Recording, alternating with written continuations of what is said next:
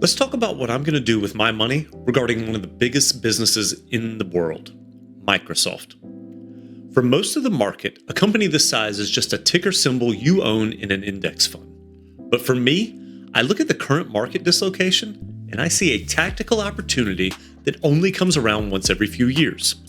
I'm seeing a massive divergence between the stock price and the economic reality of the business.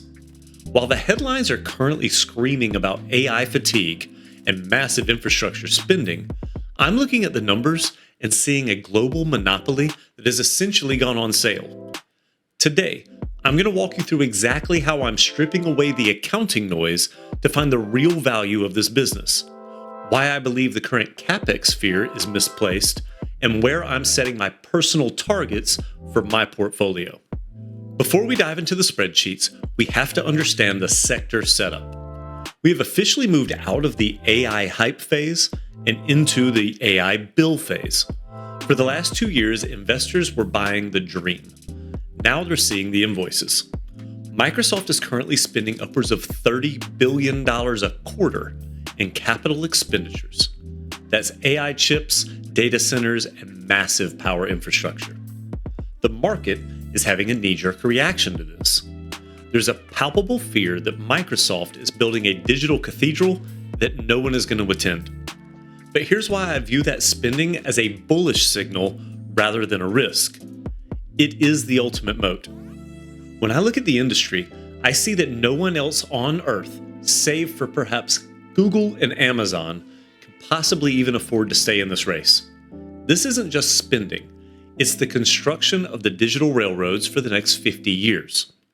While the market sees a cost, I see a lockout mechanism that ensures Microsoft remains the primary landlord of the internet. When I analyze a stock, I'm looking for the economic reality, not just the headline that pops up on a news terminal.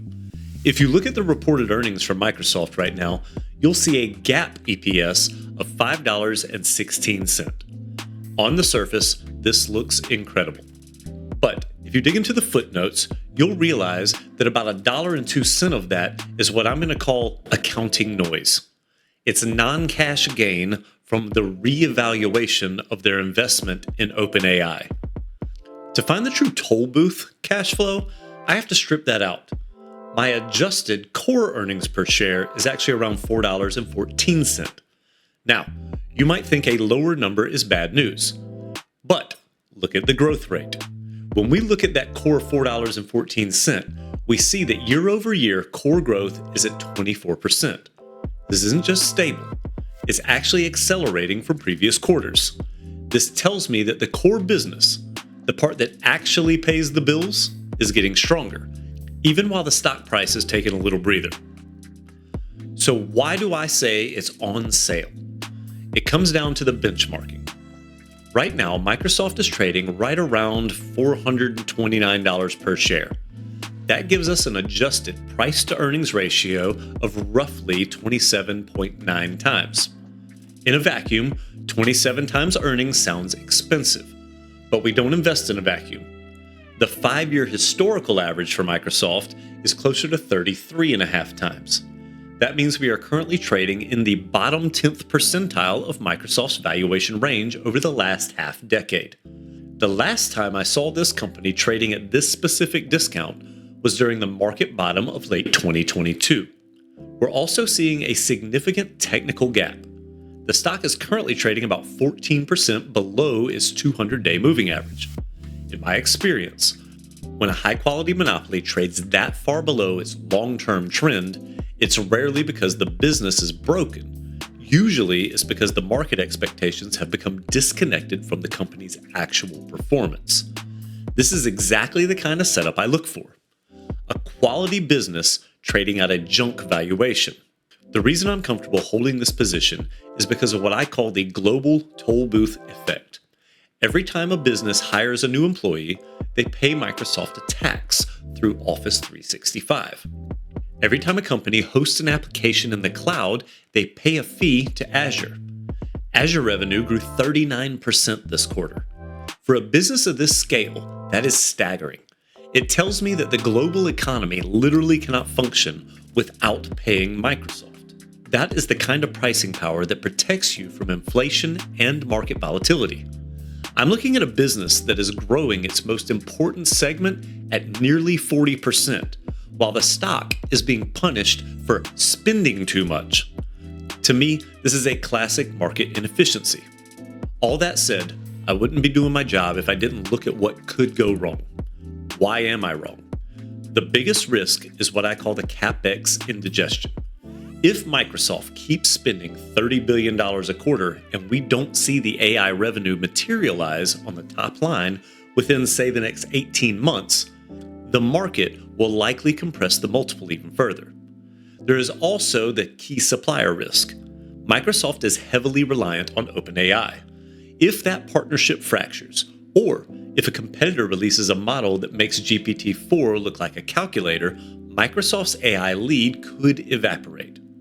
Finally, there is the law of large numbers. At a $3 trillion valuation, it is mathematically difficult to double your money. To see another 100% gain, Microsoft has to become a $6 trillion company. That requires flawless execution over the next decade. So here's how I'm managing my personal entry points based on this data. I've divided my plan into 3 distinct zones. First is my green light zone. This is where I'm going to look to aggressively accumulate. That zone is between $400 and $440. As long as the stock is in this range, I feel like I'm getting a massive margin of safety. We're going to pay less than 28 times earnings for a company that is growing its core business at 20% plus. This is where I'm putting my capital to work. Next is the yellow light zone, which I consider a normal accumulation. This is the range between $440 and $485. This is essentially a fair price. If the stock is here, I'm not panicking, but I'm also not backing up the truck. I'm just going to continue some regular monthly contributions. Finally, we have the red zone, and this is where I stop and hold.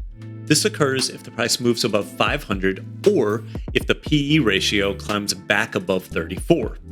At that point, the margin of safety I've been talking about is gone.